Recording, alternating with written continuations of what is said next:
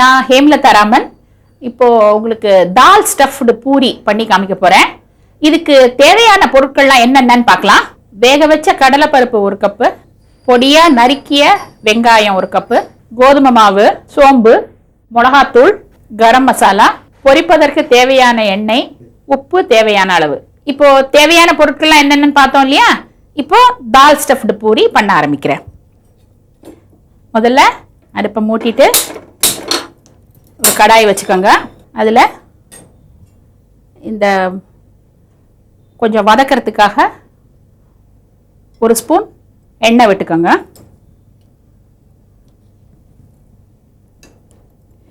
அதுக்கு முன்னாடி இந்த கடலைப்பருப்பு சொன்னேன் இல்லையா, இந்த கடலைப்பருப்பை நீங்கள் என்ன பண்ணணும்னா கொஞ்சமாக உப்பு போட்டுட்டு நல்லா வேக வச்சுடணும்.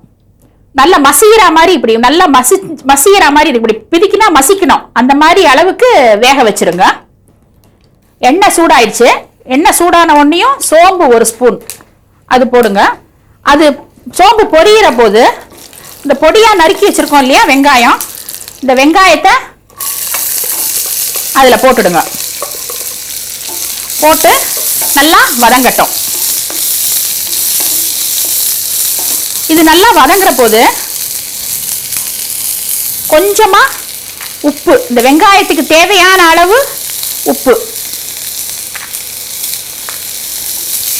போட்டு நல்லா இதை வதக்கிக்கோங்க.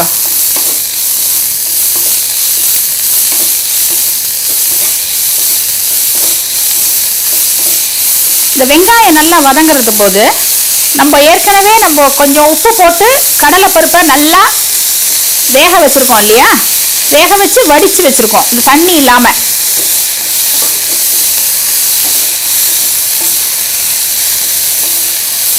அந்த கடலைப்பருப்பையும் இதுல போடணும்.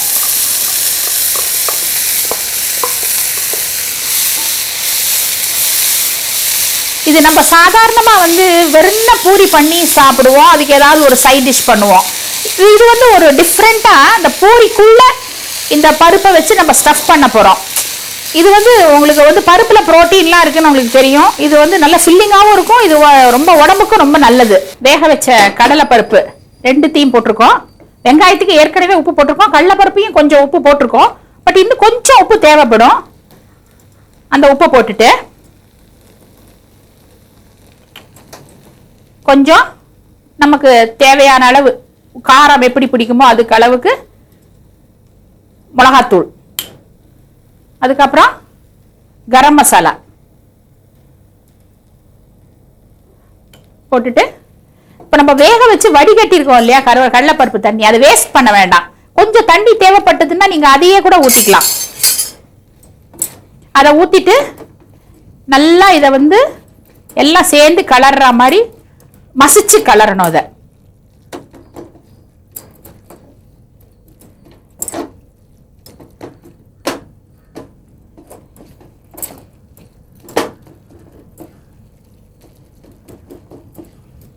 இது நல்லா திரண்டு எல்லாம் ஒண்ணா சேர்ந்து ஒட்டாம அழகா வரும். இப்போ இது நமக்கு ஆல்மோஸ்ட் நம்மளோட ஸ்டஃபிங் ரெடி. இதை தான் நம்ம பூரிக்குள்ள ஸ்டஃப் பண்ணி பொரிக்க போறோம். இது பிளெயின் பூரி சாப்பிட்றத விட இந்த பூரி ரொம்ப டேஸ்டியா இருக்கும். அண்ட் இதுக்கு சைட் டிஷ் ஒன்றும் தேவையில்லை. தேவைப்பட்டதுன்னா நீங்க அனியன் ரைத்தா அந்த மாதிரி ஏதாவது தொட்டுக்கலாம். இப்போ பாருங்க, இது நல்லா கடலைப்பருப்பு வெங்காயம் எல்லாம் நல்லா சேர்ந்து நல்லா கலந்துடுத்து. இதை தான் நம்ம பூரியில ஸ்டஃப் பண்ண போறோம். நம்மளோட ஸ்டஃபிங் ரெடி. இதை எடுத்து வச்சுட்டு இப்போ பொரிக்கிறதுக்காக நம்ம கடாய் ரெடி பண்ணலாம். கடாயை அடுப்பில் வச்சுட்டு எண்ணெய் ஊற்றிடலாம். இது சூடாகிறதுக்குள்ள நம்ம இந்த பூரியை ரெடி பண்ணிக்கலாம். நம்ம என்ன பண்ணுவோம்னா 2 பூரி பண்ணிக்கணும். இப்படி ஒரு பூரி பண்ணி இதை எடுத்து இப்படி வச்சுக்கோங்க. இதே மாதிரியே இன்னொரு பூரி.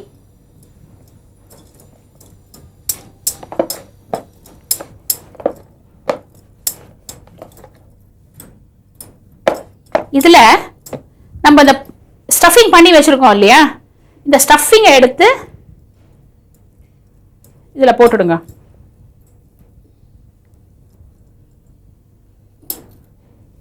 போட்டுட்டு இந்த ஏற்கனவே ஒரு பூரி பண்ணியிருக்கோம்ல, அந்த பூரியை எடுத்து இது மேலே வச்சிடணும். வச்சுட்டு இந்த மாதிரி ஏதாவது ஒரு டப்பா மூடியெல்லாம் இருக்குல்ல, அந்த டப்பா மூடி எடுத்து இதை ஜஸ்ட் ஒரு ப்ரெஸ் பண்ணி இந்த எக்ஸ்ட்ரா இதெல்லாம் எடுத்துருங்க. அப்படியே வந்துடும். இது நம்ம அடுத்த தடவை இன்னொரு தடவை பூரிக்கு கூட யூஸ் பண்ணிக்கலாம். இது வேஸ்ட் கிடையாது.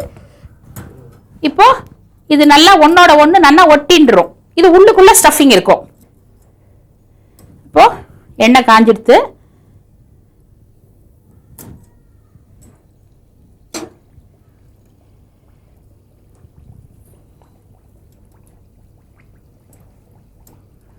ரொம்ப ஃப்ளேம் ஜாஸ்தி வேண்டாம்.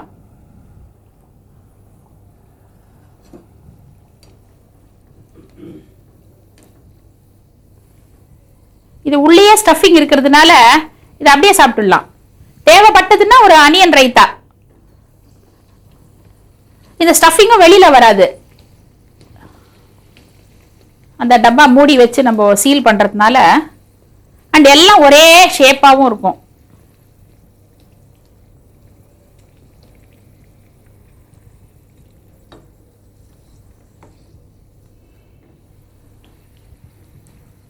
இப்போ நம்ம பூரி சாப்பிட்றதோட நமக்கு வந்து அது உள்ள நமக்கு அந்த தாலோட சேர்ந்ததுனால நமக்கு புரோட்டீன் சத்து கூட இதில் கிடைக்கிறது. அண்ட் வெறும் பூரியை விட இது கொஞ்சம் நல்ல ஃபில்லிங்காக இருக்கும், உடம்புக்கும் நல்லது பருப்பெல்லாம் சேர்றதுனால.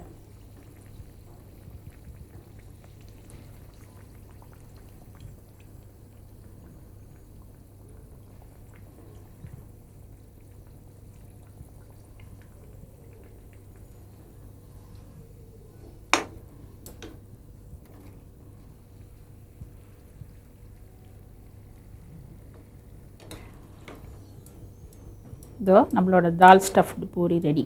இது ஒரு ரொம்ப நல்ல ஈவினிங் ஸ்நாக்குங்க. இது பசங்களுக்கெல்லாம் ஸ்கூல்லேருந்து வந்தாங்கன்னு வச்சுக்கோங்களேன், ஒரு பூரி 2 பூரி சாப்பிட்டுட்டு ஒரு காஃபி டீ ஏதாவது குடிச்சான்னு வச்சுக்கோங்களேன், நல்ல ஃபில்லிங்காக இருக்கும். அட் த சேம் டைம் இது வந்து உள்ள தால் எல்லாம் ஸ்டஃப் பண்ணியிருக்கிறதுனால உங்களுக்கு நரிஷ்மெண்ட் வேற உள்ள சேர்றது, ப்ரோட்டீன்லாம் உள்ள சேருது இல்லையா. இதை வந்து நீங்கள் அப்படியே பிளெயினாகவே அப்படியே சாப்பிடலாம் உள்ள தால் ஸ்டஃபிங் இருக்கிறதுனால.